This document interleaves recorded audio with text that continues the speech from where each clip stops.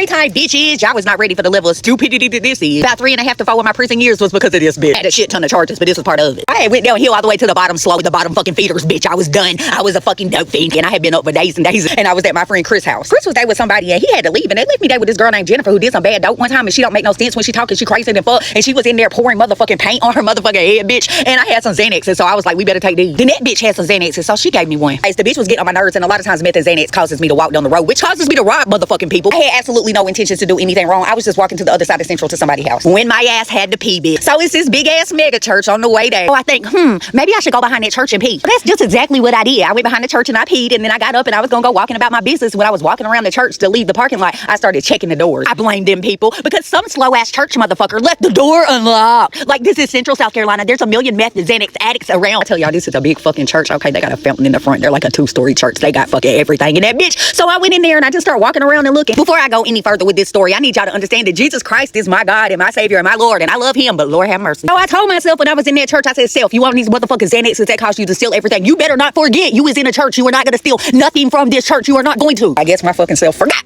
Okay, because I was walking around and I was in their kitchen and I was eating their food. I went in their music room. I was playing their instruments. I went in their attic. I don't know what I was doing. The next thing I know, I had a pile of motherfucking MacBooks and they didn't have no code on them. And I had a pile of clothes. I don't even know where they came from. I found 3 tablets and I was in this office. I found a box to change, bitch. I'm talking a big ass box, so I stole that shit. Okay, so I found me a bag and I put all the stuff in the bag. I put the change in the bag. I got me some food from that kitchen. I was ready to go, bitch. So I pulled all my stuff out to the front door. Okay, I done unlocked the front door now. I'm at the front door of the church. I go and I use the church phone because I don't know where my cell phone is to call my friend to come pick me up because the bags are too heavy, bitch. What got me right there? Calling that motherfucker to pick me up. Bitch ass, snitch ass. Anyways, the police seen his license plate later on. My name is Jonathan, if I didn't tell y'all. I got him to take me to the Walmart where I'm not even allowed in and I go to jail every time I go in that bitch, but they didn't catch me this time. I went in the Walmart and I put that change in the machine where it was $530 fucking dollars, bitch. I took that money and I bought 3 phones. One for both of my kids and one for me, bitch. Then we went to the Waffle House and ate. I went on to my friend Jonathan's house. I passed out. I woke up the next day. I was like, oh shit. I realized what the fuck I did. I felt bad. I was gonna take all the stuff back to the church right when I pulled up at the church and the police was there. I was like, fuck it. I guess I'm not gonna get the stuff back. Sorry, Jesus. Decided since this was Christmas time, bitch, I might as well take all them MacBooks and sell them motherfuckers and get me some Christmas money. I had them MacBooks at that dude named Jonathan's house. At some point, the police came there because they seen his license plate. He fucking snitched on me. He told the police everything that he motherfucking knew. Maybe I had him in a bad predicament. I don't know. But anyways, fuck his ass for snitching. Him and his baby mama. They both snitched. He was like, the police got them MacBooks. But somehow I could tell this little motherfucker was lying. Because first he tried to say they was in some other 2 places. Nah, motherfucker, you trying to take my shit. We went over there pressing up on that bitch. We was like, look here, little gay ass pussy. You gonna give us these MacBooks because we know you motherfucking lying. We gonna fuck you up or you gonna give us some money's worth. He's like, blah, blah, blah. He talking all this shit. Well, he ran these apartment complexes. He had the keys to all their little storage. I got on the cat bus, bitch, went over to his apartment, stood in the bushes and waited for that motherfucker to leave in the middle of the night. I went in all them storage rooms and I kicked them bitches open, running that bitch, looked for my shit, stole all his tools, everything that motherfucker had. I found 2 of the MacBooks, but I didn't find the rest of them. But baby, you bought Christmas with your snitching motherfucking bitch ass. I bought my kids Christmas. I bought everybody Christmas. I went home and I was minding my business like I was a big shit. But undoubtedly the police thought that this was a fucking serious crime. When I tell you them motherfuckers was hunting me down like a motherfucking dog, bitch. They came to my mama house one time. That's where I stayed because I was a fucked up drug addict. They was going to everybody motherfucking house. They did kick motherfuckers doors in, running in it. Nobody wanted me around. The police was dogging everybody looking for my motherfucking ass. The U.S. Marshals, bitch. I done wigged out, went to the hospital, told them I wanted to off myself, tried to put myself in the crazy hospital so the police wouldn't pick me up. But 3 days later, they say I was fine and they let me go, so that plan didn't work. The police never came back to my mama house, so there I was just chilling when this one day it was me and my 2 kids. I'm telling you, more police than the motherfucker came in. They was all in black trucks. Ain't none of us say police. They was in the backyard, the front yard, the side of the house, this side of the house. They was out there with a megaphone talking about Mallory Barnes, please step outside. Look at my kids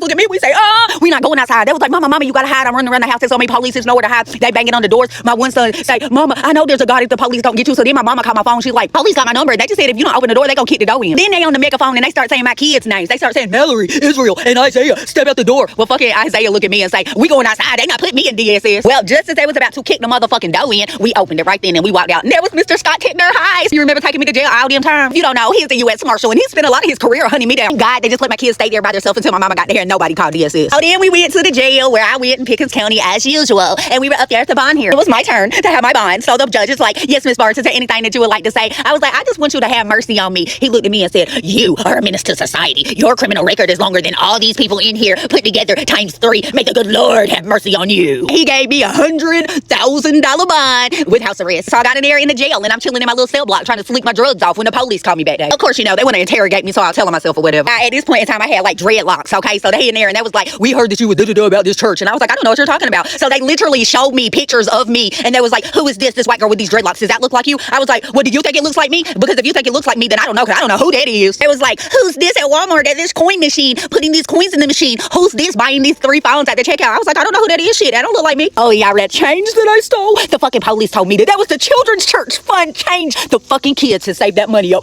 They told me and showed me the statements that Mr. Jonathan told and wrote. And they want to know what a Matt books was. That's like, can you just tell us what a Matt books is? I was like, Jonathan, that shit, you motherfucker. Why don't you go ask him since he knows so motherfucking much? So I had some money coming. So this check hit like 6 months later. I've been in jail for 6 months. It's this bonds lady named Millie. I love her. All right, she puts me on a low because I got to jail so motherfucking much for $100,000 bond, y'all. She bonded me out for $800 up and down. So I went to Anderson County, got in their jail, bonded myself out because I had some charges over there. Came back home, did house arrest for about 17 months. Then my bond got revoked. I had to go back and sit in the county jail for like a year. Then I went to motherfucking court and got sentenced 7 years violent for all my charges. I had to pay $10,000 fucking restitution while I was in jail waiting to go to prison. I said, dear Lord, I just don't want to live like this no more. I got on my hands and knees and I begged God. I said, take this meth addiction away from me. I cannot stop smoking meth. Jesus, just please deliver me from this. And I promise you, he did. After that day, I never desired to smoke meth again, to shoot meth again, to snort meth again. I never desired it. And you know the devil will tempt you. Do you know how many times people tried to give me free meth in prison after I prayed that prayer? I didn't want it and I turned it down and I ain't touched it since. It's kind of funny how I was robbing a church, ain't it?